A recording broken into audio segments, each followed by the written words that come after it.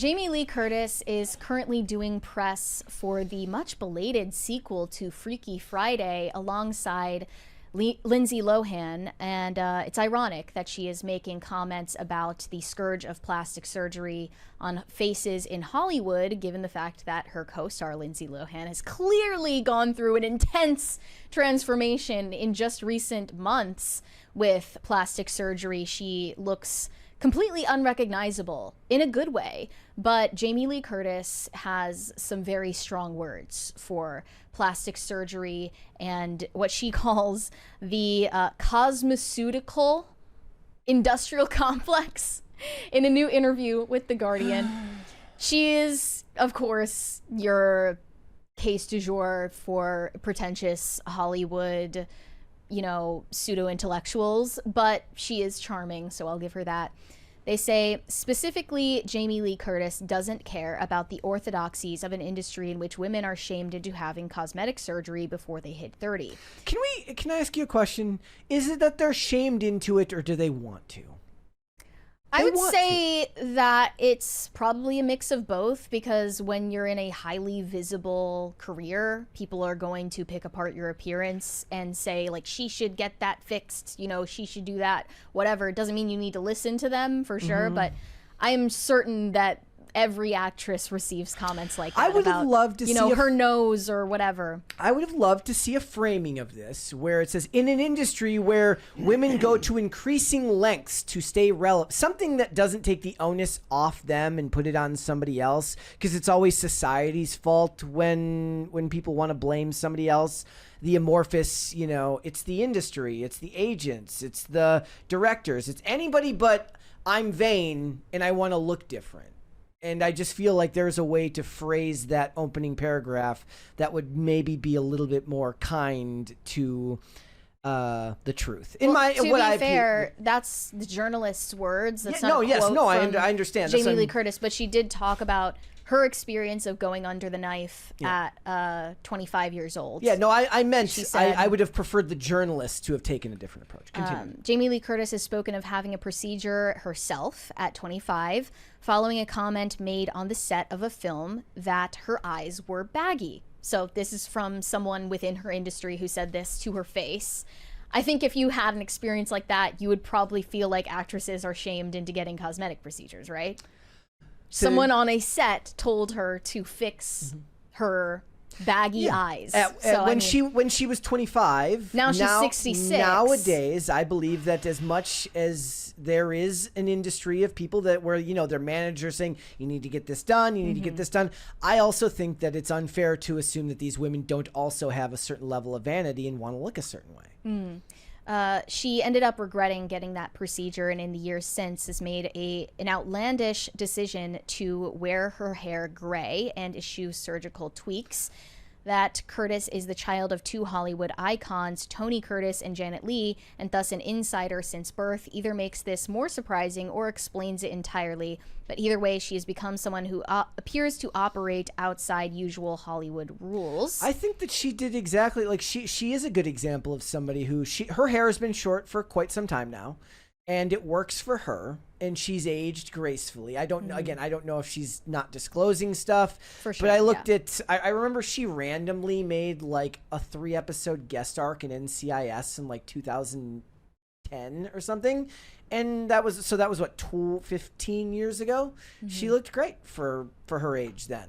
And she looks great for her age now. Yeah, definitely. And they did mention that she had longer hair in the Freakier Friday movie instead of keeping her usual pixie cut. But I was unaware she was a Nepo baby in Hollywood. I guess you can use that term loosely since I didn't know. No, still a Nepo baby because the connections were always there. But she is one of those good examples of somebody who distinguished themselves, set themselves apart, and built a career far beyond that of her. Okay, there's plenty of people who are going to say Tony Curtis or Janet Leigh were bigger stars, but it'll be a generational thing. Yeah. Right? She is a very big name in Hollywood and has been for a very long time. Well, she says it had a big impact on her to watch her parents' fame fade into obscurity because they were aging. She said, I witnessed my parents lose the very thing that gave them their fame and their life and their livelihood when the industry rejected them at a certain age. I watched them reach incredible success, and they have it slowly erode to where it was gone, and that was very painful. And then she went on to say she is prepping to exit Hollywood before everyone rejects her for being too old. I've been self-retiring for 30 years. I've been prepping to get out so I don't have to suffer the same thing my family did. I want to leave the party before I'm no longer invited. And she said in Freakier Friday, she had to look pretty for the role. I had to pay attention to lighting, clothes, hair, makeup, and nails. And she gave Disney the full-throated, zany, but still kind of hot grandma they wanted for the role. So she's willing to at least do what it takes to fit a certain character. It's not that she's being spiteful. But here is her larger comment about the cosmeceutical industrial complex later in the interview. She said, there are many actresses who love to dress up, love clothes, love fashion, love being a model. I hate it. I feel like I'm having to wrestle with your idea of me versus my idea of me because I worked hard to establish who I am. She's emphatic that her ideas be accurately interpreted, and before our meeting sent an email via her publicist explaining her thinking behind the photo shoot. So can you pull up the cover photo for this Guardian interview? She's wearing giant fake wax lips on her face to send a message, and this is her message. The wax lips is my statement against plastic surgery. I've been very vocal about the genocide of a generation of women by the cosmeceutical industrial complex who have disfigured themselves. The wax lips really sends it home. And they point out, of course, the word genocide is very strong and risks causing offense given its proper meaning. But to Jamie Lee Curtis, it is accurate. She says, I've used that word for a long time, and I use it specifically because it's a strong word. I believe that we have wiped out a generation of two of natural human appearance. The concept that you can alter the way you look through chemicals, surgical procedures, fillers. There is a disfigurement of generations of predominantly women who are altering their appearances, and it's aided and abetted by AI because now the filter face is what people want. I'm not filtered right now. The minute I lay a filter on and you see the before and after, it's hard not to go, well, that looks better, but that's better. Better is fake. And there are too many examples. I will not name them. Very recently, we have had a big onslaught through the media, many of those people, and they point out the irony that Lindsay Lohan, her co-star, is one of those people that she decided not to name in the interview. Mm-hmm. She has seemingly had a lot of cosmetic procedures at a startlingly young age, though Lindsay Lohan denies having had surgery. She said, like, oh yeah, I just drink like cucumber water and suddenly I look like I'm in my 20s. No one's believing that. But she decided to step back from commenting on that. She said, basically, Lindsay Lohan doesn't need any advice from me. And then, given the stridency of her position on cosmetic surgery, don't younger women feel judged in her presence? Isn't it awkward? She says, no, because I don't care. It doesn't matter. I'm not proselytizing to them. I would never say a word. I would never say to someone, what have you done? All I know is that it's a never-ending cycle. Once you start, you can't stop. But it's not my job to give my opinion. It's none of my business. Yeah. But, you know, she certainly felt at liberty to share all of her thoughts in this interview. And, of course, people are pointing out the very obvious hypocrisy in that Jamie Lee Curtis has publicly supported, very outspokenly, the surgical transition journey of her son, who now identifies as a daughter. Yeah, here she is posing with a sign that says, protect trans kids. You know, talk about a never-ending cycle. Let's talk about the transgender industrial complex and how many billions of dollars that industry is worth, you know, trying to trick people into irreversibly mutilating themselves, including her son. Mm-hmm. And then there's this picture of her posing with her son who has long hair and makeup on. Yeah, obviously the message is just not gonna land from you, of all people. By the way, just throwing this out there, I haven't been able to get this off my mind. Did we ever find out why Lindsay Lohan tried to kidnap a child? No, I saw people mentioning in the video that, like, I wish we could find out if she was drunk or something, because I would, you know, what happened with that? Or did we ever find out, for instance, why Jamie Lee Curtis had disturbing imagery of children in her office that was publicly photographed? All of that aside, there are also people on the left who think that Jamie Lee Curtis is just way too blunt and that she's kind of an asshole. And this one video of her on a red carpet telling these theater gays to quiet down is getting a lot of negative attention right now. Underrated line. I'm not talking to you, bitch. Yeah. We're quoting Julia Roberts. Bring the whole fucking thing. You're gonna hate this show. We'll sit you in the back. I can't help Bring it. the rafters. Maybe you could bring it up.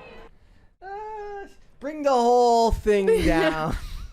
Like, I do kind of like, she has a charm and a wit about her. Yeah, in a way. And it's kind of something that you're not going to see in newer generations. I do want to point out, even though she's that, clearly crazy. You know, she's 66, it said. Her at 66 and Jennifer Beals at 61. Wild. Do you think Jennifer Beals I'm got sure cosmetic procedures done? I am sure she's had some very, very expensive, very, very well hidden aesthetic work done. But she'll always be, to me, the gold standard of one who doesn't look utterly fake. It doesn't look stretched and pulled back. It seems like it was done very, very well, and that's you know. But the thing is that almost makes Jamie Lee Curtis's more admirable, because then she just let it happen and went with it. The short hair works for her. She could very well be a hypocrite and not be like, disclosing things. But I also think it's partially because I felt like once she got out of her 20s, she kind of looked perpetually old. I remember in Halloween H2O, I was just like, she looks 40 there. She looks. Well, how old is she? I don't know how. So Halloween H2O, she would have been in her 40s, but she's looked this age to me for years, even though she doesn't look like this anymore.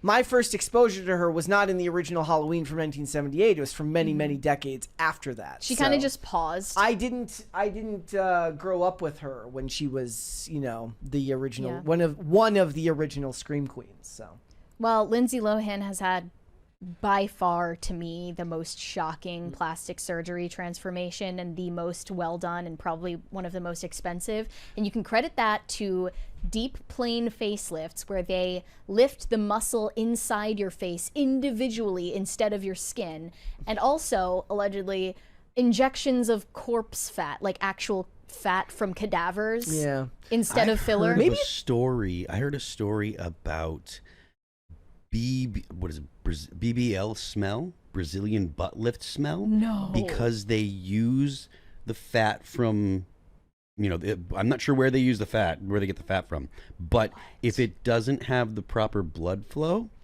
then it's literally fat rotting in your butt. That is disgusting. Yes, what? It is. I've heard like everything about Google Ozempic. BBL smell. It'll come up. I've heard, like, you know, Ozempic mouth, Ozempic ass. The other thing about Ozempic Jamie Lee mouth. Curtis, maybe it's because she did all those Activia ads that she just embraced being elderly earlier than most. Oh my gosh, yeah. The BBL smell refers to an unpleasant, musty, or sour odor that some individuals experience after going through a Brazilian butt lift procedure, resembling the smell of sour gym clothes or a damp, warm environment. That is because if too much fat is injected, it can lead to fat necrosis, where the fat cells die due to insufficient blood supply, which can result in a foul, rancid odor. Yeah. Oh, that is just foul. Thanks for watching. Listen to full episodes of Pop Culture Crisis on Spotify. Keep up with us on social media and make sure you subscribe and ring that bell so you never miss the show. Bye, guys.